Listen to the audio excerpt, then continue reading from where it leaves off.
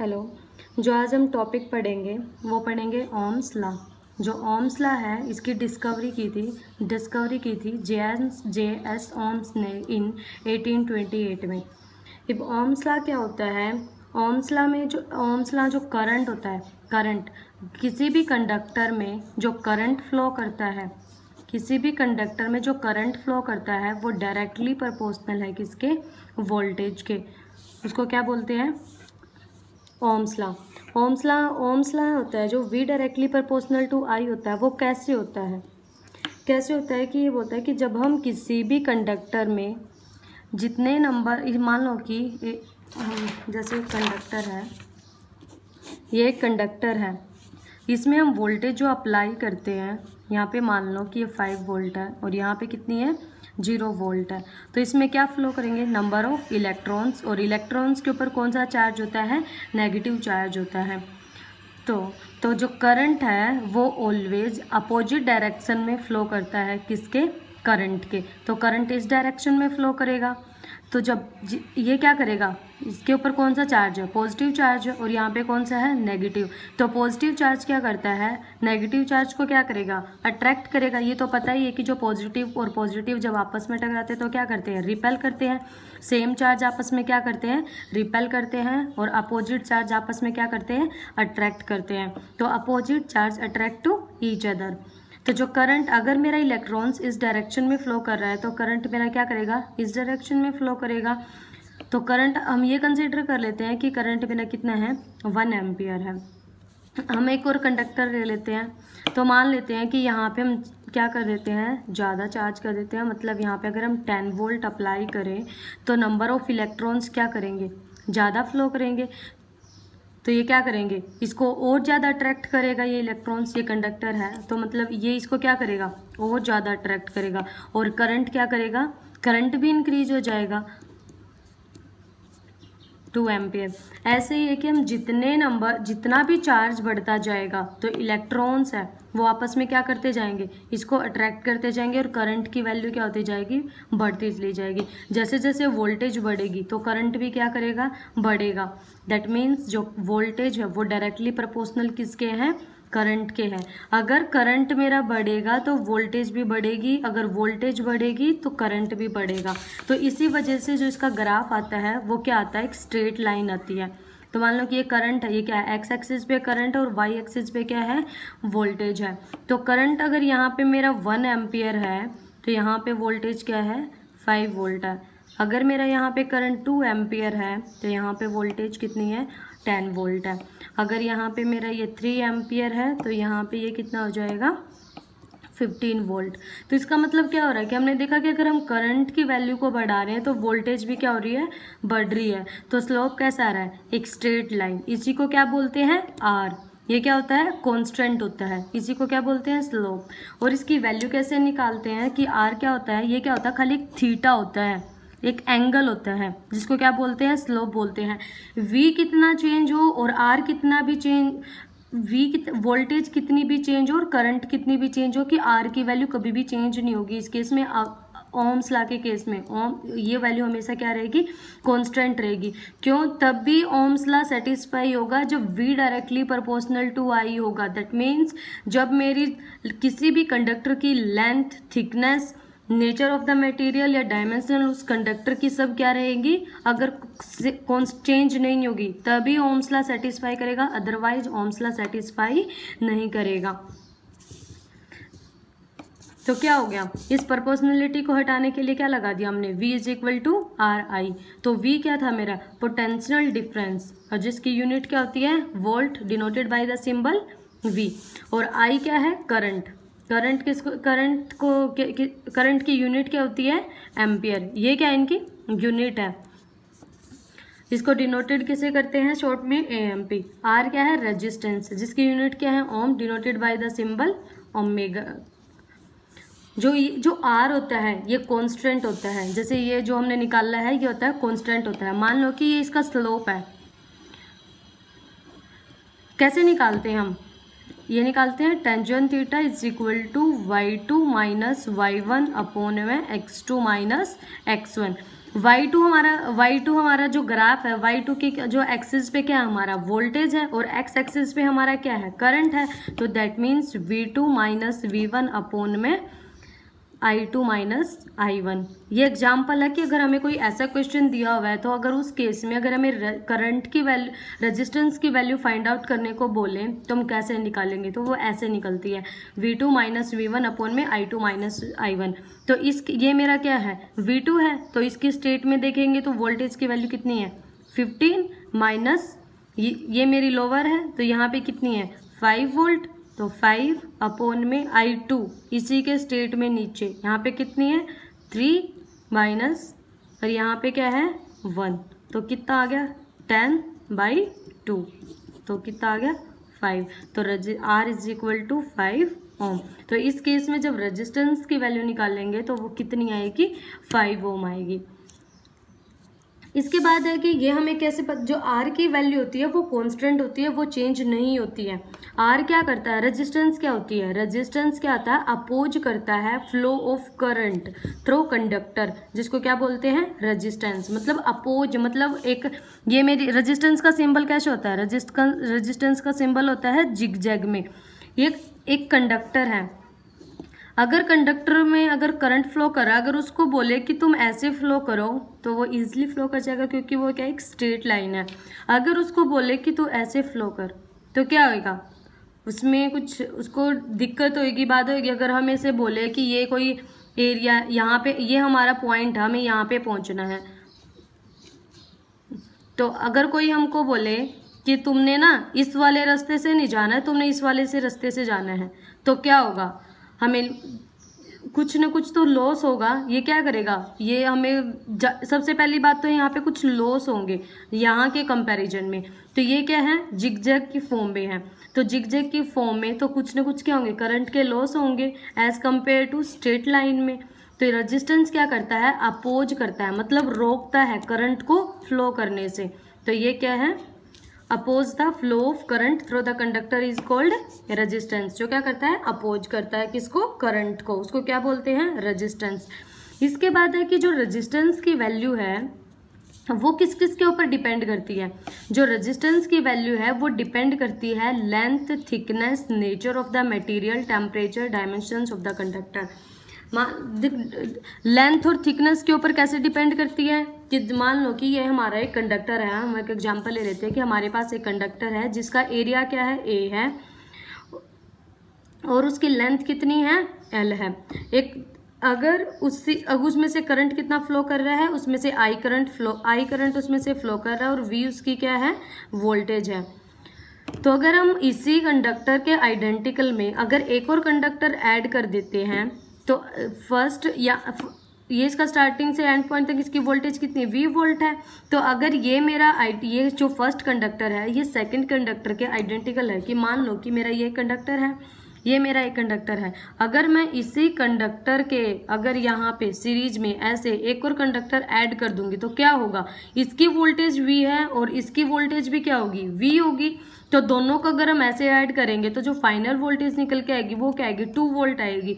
अगर इस कंडक्टर की लेंथ मेरी L है और इस कंडक्टर की भी लेंथ मेरी L है, अगर इन दोनों को ऐसे जोड़ेंगे तो जो टोटल लेंथ आएगी वो क्या आएगी मेरी 2L आएगी। सेम ऐसे ही है कि मेरा ये एक कंडक्टर है, अगर इसकी मेरी लेंथ L है और इसकी भी लेंथ L है तो टोटल लेंथ कितनी आ जाएगी 2L। अगर इसकी वोल्टेज मेरी V है, इसकी वोल्टेज भी अगर कंबाइंड वोल्टेज निकालेंगे तो क्या आएगी 2 वोल्ट। तो हमें क्या निकालना है, हमें कंबाइंड रेजिस्टेंस निकालनी है। ये तो हमारे पास क्या आ गया, लेकिन हमें क्या निकालनी है कंबाइंड रेजिस्टेंस। तो कंबाइंड रेजिस्टेंस कैसे निकालते हैं, जो हम कंबाइंड रेजिस्टेंस से पहले हमें R कैसे निकालते हैं, V इज इक्वल टू क्या होता है IR होता है। तो अगर हमें R की वैल्यू निकालनी है तो R इज इक्वल टू क्या आएगा V अपॉन I या R की वैल्यू, लेकिन हमें किसकी वैल्यू निकालनी है, हमें RC की वैल्यू निकालनी है। तो RC इज इक्वल टू क्या आ जाएगा, इस केस में मेरी वो उसके ये वाला केस था मेरा, यहाँ पे तो वोल्टेज मेरी V है तो इसलिए यहाँ पे V is equal to IR हो गया और R इज इक्वल टू क्या हो गया V अपॉन I। लेकिन इस केस में जो मेरी वोल्टेज है वो 2 वोल्ट है। तो लेकिन जब हम कंबाइंड रेजिस्टेंस निकालेंगे तो RC is equal to 2 volt upon में I। ये क्या था मेरा V अपॉन I, हमें जो वैल्यू निकाली थी V अपॉन I मेरा किसके इक्वल है R के इक्वल है, तो क्या आ गया 2R। तो यहाँ से हमें क्या निकल रहा है कि जब हम किसी भी कंडक्टर की लेंथ को डबल कर रहे हैं, किसी कंडक्टर की अगर हम लेंथ को डबल कर रहे हैं तो रेजिस्टेंस भी क्या हो रही है, रेजिस्टेंस भी डबल हो रही है। अगर हम किसी कंडक्टर की लेंथ को बढ़ा रहे हैं, लेंथ अगर उसकी लेंथ को इंक्रीज कर रहे हैं तो जो आर की वैल्यू है वो भी क्या हो रही है, डबल हो रही है। That means R directly proportional किसके है, लेंथ के। आर किसके डायरेक्टली प्रोपोर्शनल है, लेंथ के। इस रिलेशन से क्या निकल के आता है कि आर अगर मेरा डायरेक्टली प्रोपोर्शनल लेंथ के है तो क्या कंक्लूजन निकला कि अगर हम कोई लॉन्ग वायर लेंगे, मतलब अगर हम कोई लंबी वायर लेंगे तो उस कंडक्टर की जो रेजिस्टेंस होगी, उस कंडक्टर की रेजिस्टेंस क्या होगी, मोर होगी, ज़्यादा होगी। अगर हम कोई शॉर्ट वायर लेते हैं, मतलब अगर हम कोई छोटी वायर लेते हैं तो उस केस में तो रेजिस्टेंस होगी उसकी वो क्या होगी, लेस रेजिस्टेंस होगी। ये किस केस में निकल के आया है, जब मेरा आर डायरेक्टली प्रोपोर्शनल किसके है, एल के है। तो आर अगर डायरेक्टली प्रोपोर्शनल एल के है तो क्या अगर हम कोई लॉन्ग वायर लेंगे तो उसकी रेजिस्टेंस क्या होगी, ज़्यादा होगी। अगर हम कोई शॉर्ट वायर लेंगे तो उसकी रेजिस्टेंस क्या होगी, कम होगी। एक और सेकंड हम एक और केस लेके देखते हैं कि अगर हम किसी भी कंडक्टर का एरिया ऑफ क्रॉस सेक्शन को हाफ कर देते हैं, कि मान लेते हैं कि ये एक कंडक्टर है हमारे पास, एक कंडक्टर ये है, तो ये बोल रहा है कि अगर हम इसके एरिया को, ये इसका एरिया है, अगर हम इसके एरिया को ऐसे हाफ कर दें तो ये इसका पूरा एरिया ए है। अगर इसका एरिया देखें तो इसका एरिया क्या हो जाएगा, a/2, और इसका एरिया भी क्या हो जाएगा, a/2। तो अगर और लेंथ क्या रखें, अगर उसकी लेंथ तो सेम रखें, मान लें कि ये कंडक्टर है, अगर इसकी लेंथ को तो हम सेम रखें लेकिन इसके एरिया को हाफ कर दे, मान लो कि ऐसे बीच में से अगर हाफ हाफ कर दे तो एक अप ऐसे हो जाएगा और एक नीचे ऐसे जो कंडक्टर हो जाएगा। अगर एरिया को हाफ करेंगे तो करंट भी क्या हो जाएगा, अगर इस पूरे कंडक्टर में अगर आई करंट फ्लो कर रहा है तो यहाँ पे क्या हो जाएगा, I/2, और यहाँ पे भी क्या हो जाएगा, I/2। लेकिन वोल्टेज क्या रहेगी, सेम रहेगी। जब वोल्टेज सेम रहेगी तो दैट मीन्स अगर हम कंबाइंड रेजिस्टेंस निकालेंगे, अगर हम पहले हमें हाफ वाले की निकालनी पड़ेगी इसमें, क्योंकि दो कंडक्टर हो गए, एक अपर वाला हो गया, एक लोअर वाला हो गया। तो फर्स्ट वाले की हम रेजिस्टेंस R1 मान लेते हैं और सेकंड वाले की रेजिस्टेंस हम R2 मान लेते हैं। जैसे हमने ऐसे मानना है, ये क्या है R1 और ये क्या है R2।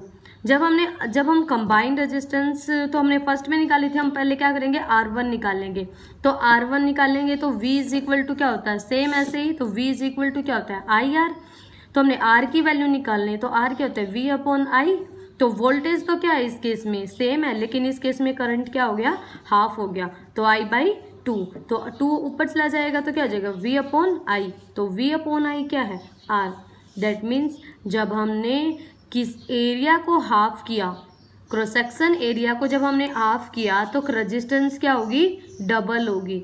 जब रेजिस्टेंस डबल हुई है, एरिया को हाफ किया तो रेजिस्टेंस डबल होगी। तो इसका मतलब जो रेजिस्टेंस होती है वो इन्वर्सली प्रोपोर्शनल है किसके, एरिया ऑफ क्रॉस सेक्शन के। अगर resistance inversely proportional area of cross section के हैं तो यहाँ से क्या निकल गया, इससे इसका मतलब क्या हुआ कि जब हम किसी भी वायर के क्रॉस सेक्शन एरिया को डबल कर रहे हैं, देखो R इन्वर्सली प्रोपोर्शनल A है, अगर हम इसके एरिया को डबल कर रहे हैं, अगर क्रॉस सेक्शन एरिया डबल हो रहा है तो रेजिस्टेंस क्या हो जाएगी, रेजिस्टेंस क्या हो जाएगी, हाफ हो जाएगी। अगर ये एरिया डबल होगा तो रेजिस्टेंस क्या हो जाएगी, हाफ हो जाएगी। उल्टा क्या होगा, अगर एरिया ऑफ क्रॉस सेक्शन अगर हाफ हो जाएगा, अगर area of cross section half होगा तो रेजिस्टेंस क्या हो जाएगी, रेजिस्टेंस डबल हो जाएगी।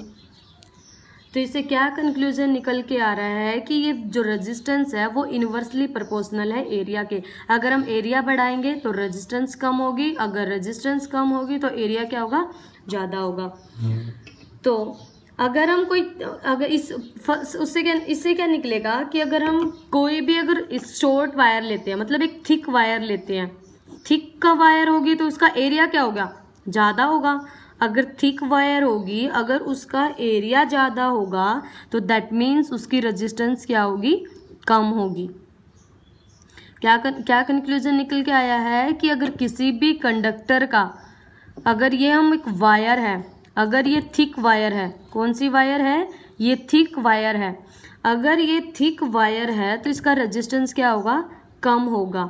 अगर थिन वायर लेते हैं, थिन वायर लेते हैं, थिन वायर लेंगे तो एरिया क्या होगा, एरिया कम होगा, एरिया कम होगा तो रेजिस्टेंस क्या होगी, रेजिस्टेंस ज़्यादा होगी, रेजिस्टेंस क्या होगी, ज़्यादा होगी, क्योंकि दोनों के दोनों क्या थे, inversely proportional to each other.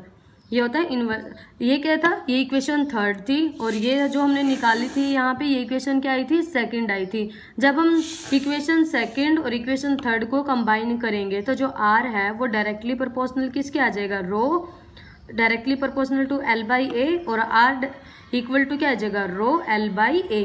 तो रो क्या है, रजिस्टिविटी है, रो क्या है, रजिस्टिविटी है। रजिस्टिविटी की यूनिट क्या होती है, ओम मीटर। ओम मीटर कैसे निकली है कि रो इज इक्वल टू क्या हो जाएगा, rho is equal to R into A upon में एल। आर की यूनिट क्या होती है, रेजिस्टेंस की ओम, एरिया क्या होती है, मीटर स्क्वायर, और लेंथ की क्या होती है, मीटर। तो 1 मीटर से मीटर कैंसिल हो गया, तो रजिस्टिविटी की यूनिट क्या होगी, ओम मीटर। तो रजिस्टिविटी की यूनिट कितनी क्या है, ओम मीटर।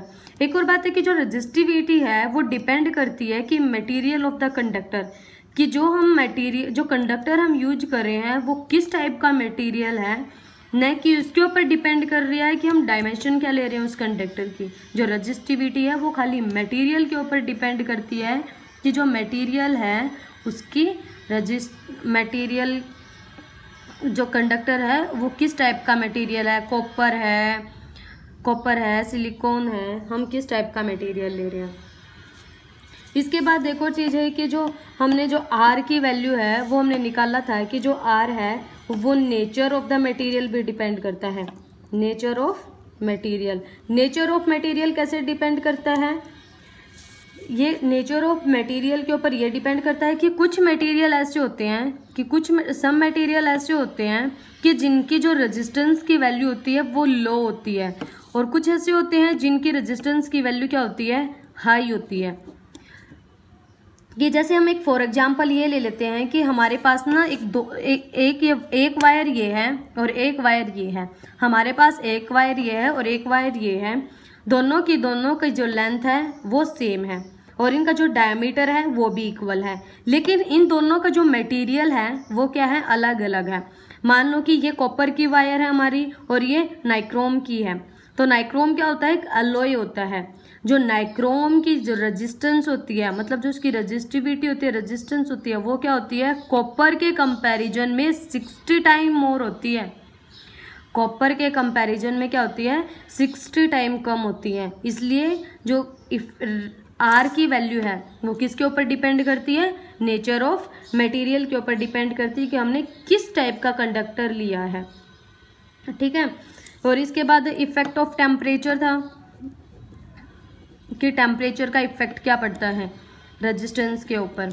इफेक्ट ऑफ टेम्परेचर क्या होता है कि कोई रेजिस्टेंस है, जो जितने भी प्योर मेटल होते हैं, जो प्योर मेटल है वो इन प्योर मेटल की जो रेजिस्टेंस होती है वो टेम्परेचर के साथ क्या करती है, वेरी करती है। अगर टेम्परेचर बढ़ेगा तो रेजिस्टेंस भी बढ़ेगी, अगर टेम्परेचर कम होगा तो रेजिस्टेंस भी क्या होगी, कम होगी। लेकिन जो एलॉयज होते हैं उनकी जो रेजिस्टेंस होती है वो टेम्परेचर के ऊपर क्या होता है, ज़्यादा इफेक्ट नहीं पड़ता है। जैसे नाइक्रोम होता है, नाइक्रोम हम कहाँ पे यूज करते हैं, नाइक्रोम हमारे जितने भी इलेक्ट्रिकल अप्लायंसेस होते हैं, जैसे हम हेयर ड्रायर यूज करते हैं, हेयर ड्रायर यूज करते हैं, और हेयर ड्रायर हो गया, जैसे आयरन होगी, आयरन हो गया, और टोस्टर होता है, तो ये सब क्या होते हैं, ये एलॉयज होते हैं। इनमें मतलब जो नाइक्रोम के बने हुए होते हैं इन पे इनकी क्या होती है, हाई रेजिस्टिविटी होती है, इनका टेम्परेचर के ऊपर ज़्यादा इफेक्ट नहीं पड़ता। जब टेम्परेचर जब ज़्यादा टेम्परेचर होगा तो जो नाइक्रोम है वो इतनी ईजिली ऑक्सीडाइज नहीं करता। इतनी ईजिली ऑक्सीडाइज का मतलब क्या होता है कि ये बर्न नहीं होता इतनी जल्दी। थैंक्स। अगर वीडियो पसंद आई है तो please share, like and subscribe.